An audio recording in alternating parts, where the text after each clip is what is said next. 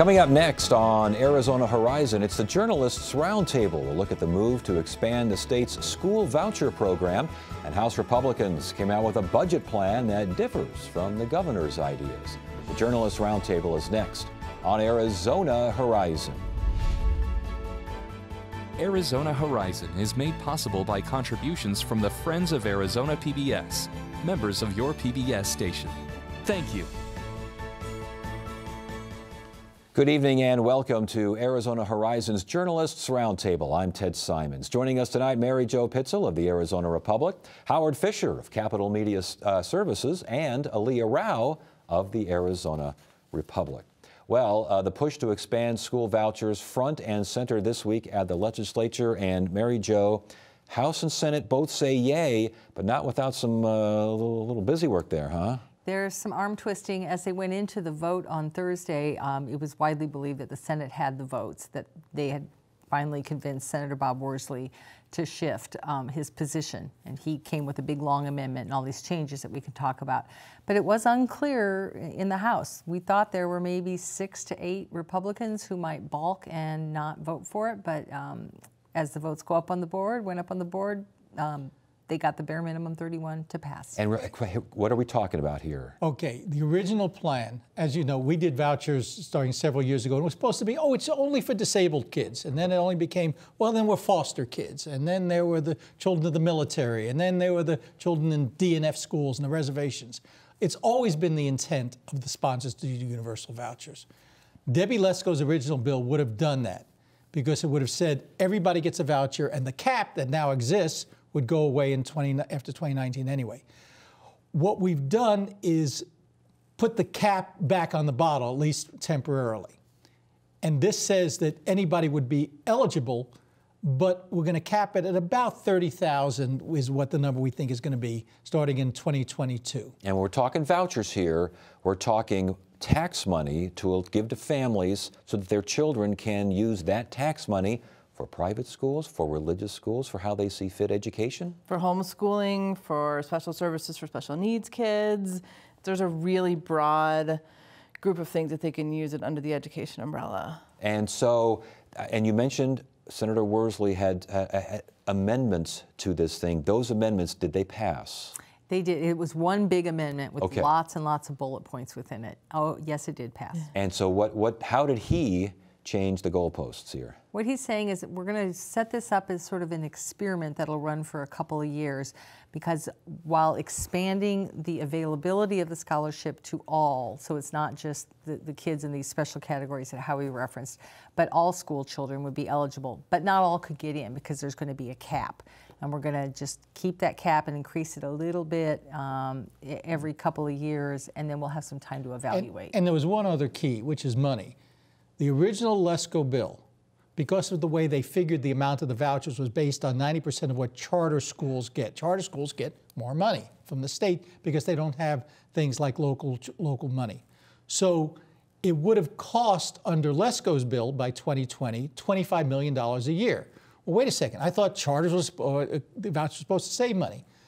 If you lower the amount of money that some students get, that the public school students who leave the public school system get, to a percentage of that, you reduce it, so actually by 2020 it saves $3.5 million a year. And that was crucial for a number of people, because I think for a lot of folks, Karen Fann talked about it. She's a senator from Prescott. She said, if this had taken money out of the public schools, I was a no. Now that it's revenue neutral, I can support it. It also creates some additional oversights. It requires schools, private schools that have a lot of these kids, to do some testing and make that testing public so people can kind of track how the kids are doing. There's a lot of questions in how things are going to work, but there seemed to be, Worsley seemed to try to at least put some additional oversights in there. And again, the bottom line, though, of what Worsley did, Senator Worsley, is basically make it more gradual, correct, as opposed to one fell. It was gradual to begin with, but did he increase the gradual nature of this? He called it an experiment, like a 6-year experiment. So it's not a gradual, well, it is a gradual increase by about 0.5% of students every year. So about 5,000 kids every year. But then at that 6th year, it kind of stops. And he said, our goal at that point is then to assess it. Is it working? Is it not? Should we expand it? Should we get rid of it? So he's kind of seeing it as this test program, a 6-year test program. And that's annoyed the Democrats, as we noticed. You had people like Steve Farley saying, wait a second, you're selling this as a cap. You could come back next year, the year after that, and say, oh, about that cap, it goes away, and do it as a technical amendment to some other bill. And so he's saying, for all this talk that we're not going to put 1.1 million vouchers out there and essentially gut the public school system, you could do that under this framework. So fiscally unsustainable was a concern. No accountability, at least not the same as public and charter schools. That was a concern. Were those concerns met? Well, again, the Joint Legislative Budget Committee scored this as actually saving the state money. So, okay, so there's, tick the box on fiscal accountability, and they're or fiscally responsible. And then there are some accountability measures, as Aaliyah mentioned. But if I'm correct, doesn't that just apply to schools that have 50 or more students? And how many of these schools have 50 or more Empowerment Scholarship account students? Well, and it doesn't set any rules on what kind of school a child goes to. Somebody mentioned on the House floor, well, I could decide that, the Minecraft video game is what's going to educate my child. My 9-year-old will be very happy. And there's nothing in the rules that say they have to follow it. Even though the schools or the homeschooling parent is getting state money, they don't have to follow the state requirements that public schools have to. So I think Representative Michelle Udall called this an entitlement program. Was that for those against it? Was that a common theme, or was that entitlement program for certain folks? Well, a part of what she was saying is, look, we have choice in Arizona. We have more choice in Arizona than virtually any other state. We have the largest network of charter schools, including for-profit operations. You can get these STOs, these scholarships, with state money to go to private and parochial schools. We have homeschooling and everything else. And she's saying we have plenty of choices. She said we don't have the right choices, and then you get into the question of, well, why should my choice be paid for by you? And that becomes a real issue. I mean, this idea that, oh, well, we're going to give people the money they would otherwise spend on public school. Wait a second. I have a pool in my house. I don't want to pay the city tax for the pool. And it's the same sort of thing. And I think Representative Doug Coleman said his quote was, we're funding some choices better than other choices, which means if you can afford to go to a private school in the first place, this helps. If you can't afford to get your kid even across the street to the public school, this doesn't help much at all. And the argument is that these empowerment scholarship accounts, in many cases, that amount of money doesn't cover the full tuition bill. So if you are from a lower income family, like, thanks, you give me the scholarship, but I still got to get $3,000 so I can send my kid to school X, Y, or Z.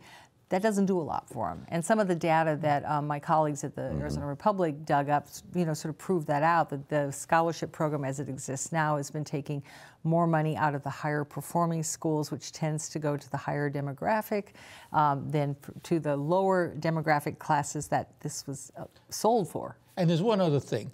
The argument was made, well, this is only for switchers. In other words, you're switching from public school to private school. But there's a big loophole in here.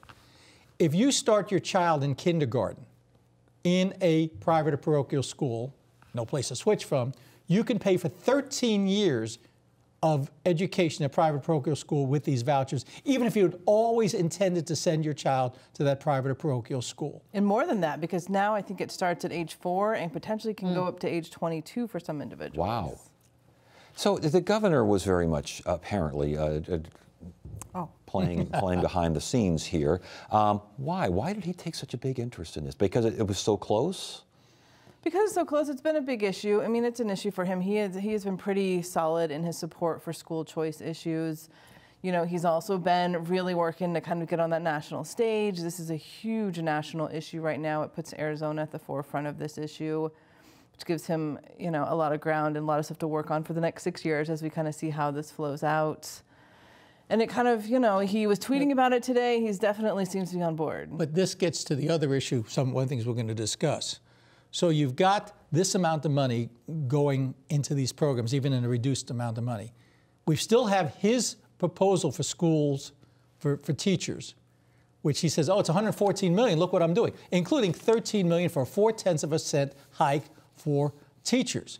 And now, if he's going to sign this thing, and I'm assuming he is. We should mention that we're taping this on Thursday evening, so something could happen by Friday. But if he doesn't sign this thing, then we're all hands on deck. We got a new show here. But here's the deal. Look, now that the vouchers are law, he needs to show he's really going to do something for public education. I think a lot of the Republican lawmakers realize this too. You can't have put this much effort into this and then let public education slide. Well, and Senator Lesko actually said that on the floor. She said, she expects to see in this budget a significant increase in funding for public education. So it's in play, and it seems to be even part of budget negotiations, potentially getting this bill passed first. Let's talk about the House has a budget plan. We had J.D. Mesnard, Speaker, here, along with Senate President Steve Yarborough. But the idea of $30 million for new initiatives, Governor, I think, was up to $125 million.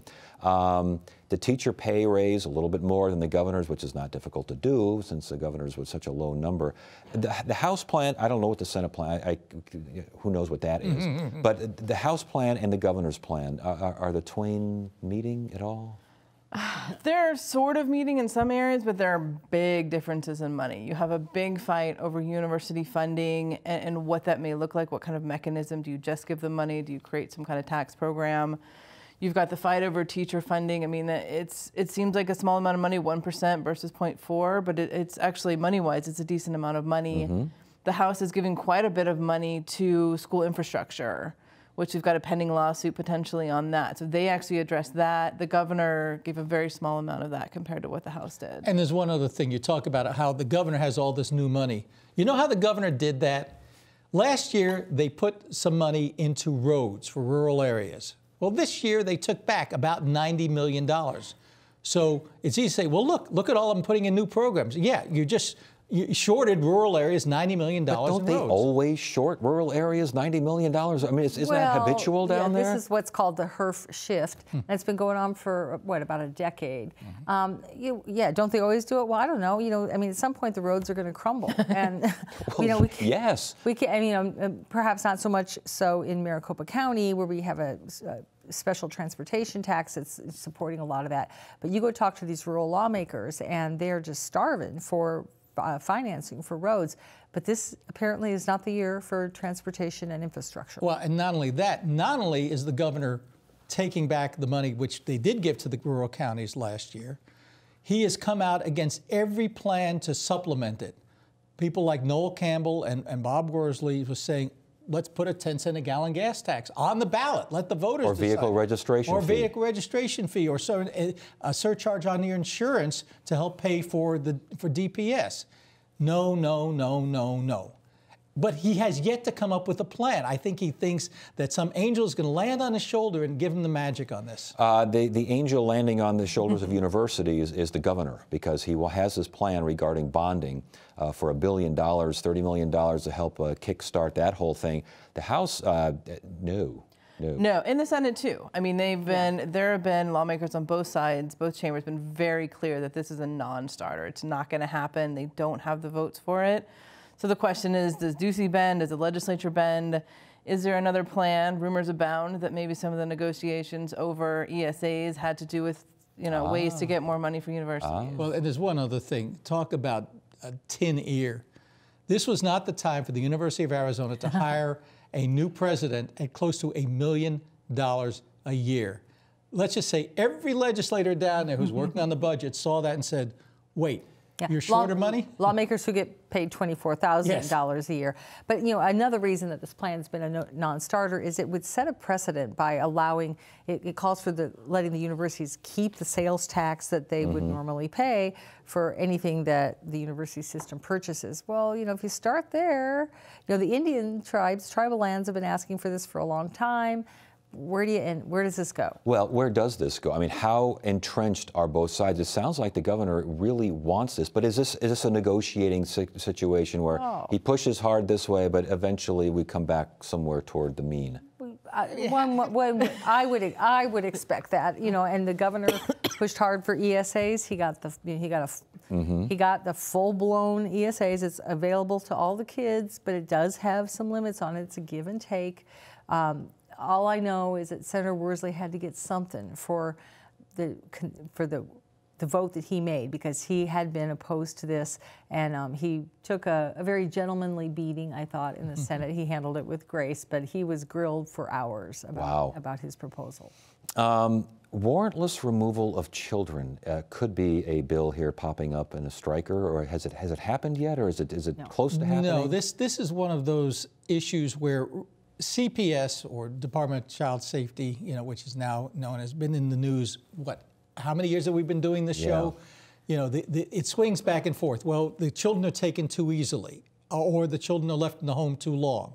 And of course, whoever makes a decision gets criticized. So one of the issues becomes, if a child is not in immediate danger, why not put another voice in there, another set of eyes to have DCS come in and say, Your Honor, here's what we've done in this situation. Here's how we try to keep the family together. Here's the services we provided. We're not sure. We think this child needs to be removed, but we'd like you to decide. And this is a state that has, on a proportional basis, probably more children out of home than any other state in the country. So this is crucial. So they're saying trust a judge over the DCS caseworker.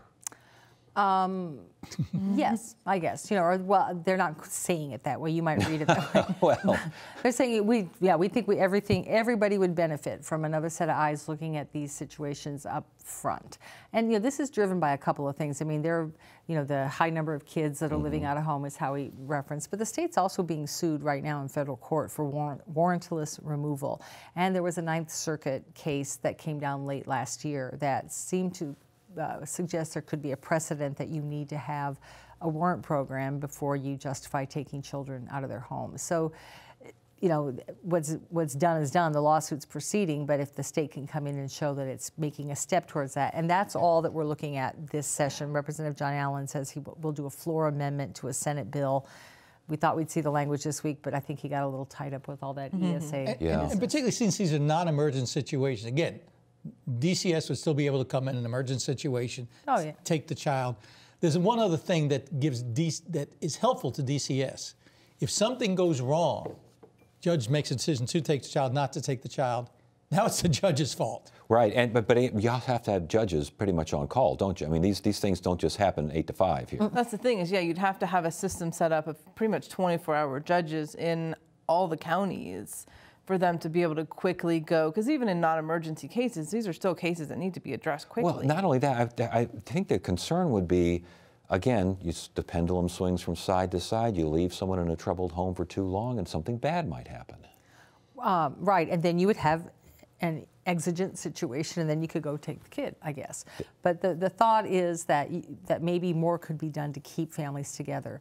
And I will say, in terms of, will this make a big difference? I asked County Attorney Bill Montgomery about that this week, because he's been a big proponent of the new DCS. And he says, I don't really think it'll make that much difference, because as it stands now, DCS has to get before a judge within 72 hours after they take a kid. They still got to go see a judge. This would just move it to the front end instead of the back end. And Montgomery says, and I don't think we've seen really cases where judges have reversed that decision. I'm looking for some statistics to back that up. Yeah. But he seems to think it may not change much of anything. Howie, the Arizona Registrar of Contractors, the director of the department, who is he and why is he being investigated? Well, I don't think any of us really knew much about him. This is one of those funny issues where we have a registrar of contractors who, if you have a pool done and you have it done properly or legally, you get a registered contractor. You have the roof done in your house, you get a registered contractor. And it's a registrar who's supposed to police these folks, get the bond stuff. If there's a problem, the registrar handles it, can remove licenses and such. The Republic found out that 6 months ago, the Attorney General's office started an investigation into the registrar. Unfortunately, I'd love to tell you, here's what we know. All we know is that Doug Ducey's appointees seem to have perennial problems. It was an interesting story, and the Republic obviously has known about this. It was interesting in that it's been going on since October, and we still don't know what's going on. We still know what's going on. They said it was a criminal investigation. The Attorney General actually asked the county attorney to take it over because the Attorney General is conflicted because they represent the Registrar of Contractors. But nobody seems to have heard about this investigation. The governor's office said they didn't know about it. Jeff Fleetham, who's the director of the Registrar of Contractors, who's being investigated, said he hadn't been questioned about it. And it's been 6 months, so we don't seem to know what it's about, what it involves, how far it's gone, anything. Is this like Arpaio investigating Terry Goddard? Just keep it open, keep the file open, and we'll just, close it when we feel like it? What's going on here? Well, I don't know if that's the case. But yeah, some of the things that have come through the AG's office, and again, they handed this one off, are moving slowly. I reported last week that Michelle Reagan, remember, that they're doing an investigation into how her office handled the non-distribution of the publicity pamphlet from a May 2016 election. It's April of 2017, and we still don't have anything back. But we do have the 5th appointee by Governor Ducey in the headlines for some sort of investigation.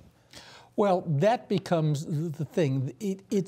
I don't think the public looks at any of these individual things, whether it's a lottery director or any of the other agency chiefs, the former DCS chief, things like that. Juvenile detention, state parks.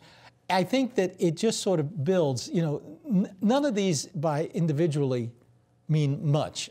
I hate to say it, but it's the cumulative. You start wondering who's advising him, and if he's supposed to be a successful businessman, successful at choosing people to run his departments and agencies, this suggests a problem. Yeah, what kind of vetting are these people getting? And, actually in Arizona, we do have, the Senate has to confirm these appointees, but it's hardly a thorough scrubbing. I mean, it's no Judge Gorsuch treatment, I will tell you that. Well, all right, so we just wait around to find out that's the thing, and particularly since even the county attorney's office, the response, I think, was, we will neither confirm nor deny what you just asked us. So it's one of those funny things that, a couple of Fridays from now, we'll sit around the table and say, that's what it was. Way back in October when they opened the investigation was in October, which means it could have been, all right, whatever it was, that's what it was. It is. How's that? Yeah. This live birth law signed by the governor, the bill signed by the governor, very controversial, very emotional. Yes. Talk to us about what exactly this law means. It's complicated, and I think that's some of the controversy and some of the emotion. Basically, this says, in cases of an abortion, if you have a baby who is then born alive, there are steps you have to take to try to save the life of the baby. CPR, IVs, whatever is required. And the examples that the supporters gave of this were 2 abortion cases, and I think there was one this past summer where an abortion provider called 911. There was a case of a baby. There's some question as to, did the baby survive? Was it alive? But they have some examples of that, and that was kind of what they said their intent was going in. The problem is you had some writing of the language that describes abortion to cover cases of maybe a mom with a baby with a fetal anomaly who chooses to be induced early, have the baby's going to die. And currently, most doctors are able to kind of let the mom spend a few minutes with the baby until it passes away. This bill and the law would require the doctors to take some steps to try to save that baby's life. And that's where the controversy is. And that's the key, because as originally written, as Aaliyah points out, it would require, even in those cases, you've got an infant that's deformed, 19 weeks, clearly not going to survive. You're going to intubate them. You're going to do what to them? I mean, and that becomes inherently cruel. So Representative Eddie Farnsworth did introduce an amendment that says if it's pre-diagnosed before birth to have a fatal fetal anomaly, and diagnosed that way after birth, it minimizes what you have to do.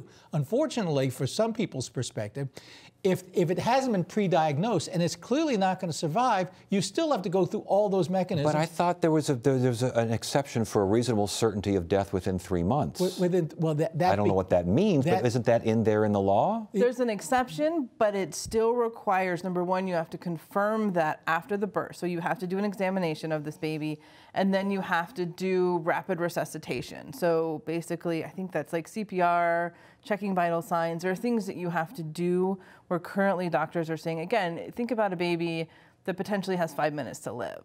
So the doctors are arguing, are you spending that 5 minutes holding the baby with mom, or are you spending that 5 minutes checking vital signs, opening airways, doing this or that? And that's, even with the revised law, that's kind of still the And even your point about the 3 months of the fetal anomaly, that's in existing law. But again, that only is if it's pre-diagnosed that you have a problem, as opposed to simply you have an abortion, of a child at 20 weeks or something, not under current science going to survive. But you still, even in those cases, you still have to go through the full-blown medical procedures. Do we have any cases of where this has been done and an aborted fetus has been brought, its life has been saved and it's gone on to develop and grow? Not that they were able to give during committee hearings. There are two examples, like I said, that they gave. In one case, somebody called 911, but there was some unclearness as to whether they saw movement or didn't. And then in the other case, it was a criminal case related to the woman that tried to use state money to have an abortion. Oh, that's right. And yes. there were some FBI documents with reports talking about the baby may have survived for an hour or two,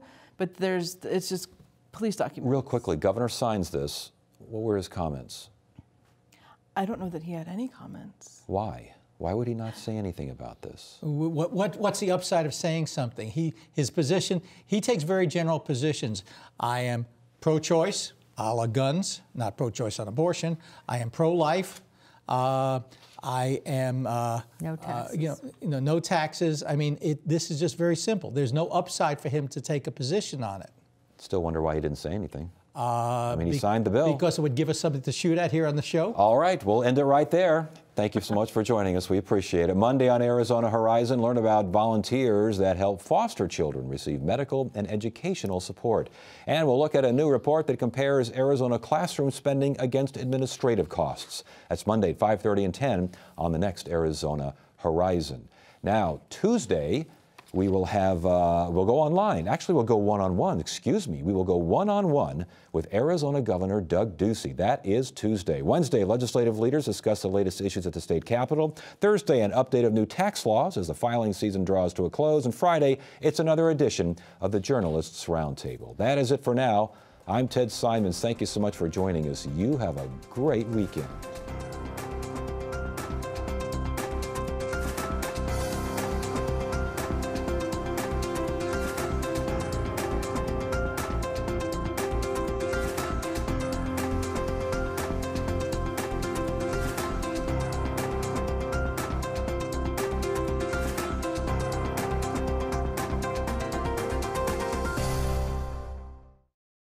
Arizona Horizon is made possible by contributions from the Friends of Arizona PBS, members of your PBS station. Thank you. When you want to be more informed, Arizona PBS delivers news and analysis with multiple perspectives, thanks to financial support from you and The Persian Room. Travel to another world, to a land of exotic aromas and period decor for a fine dining experience. The Persian Room in North Scottsdale on Scottsdale Road, 1 light north of Frank Lloyd Wright Boulevard. Gourmet exotic cuisine at its best. Hospice of the Valley, medical, social, and spiritual care for patients nearing end of life and support for their families. A not-for-profit community hospice. HOV.org.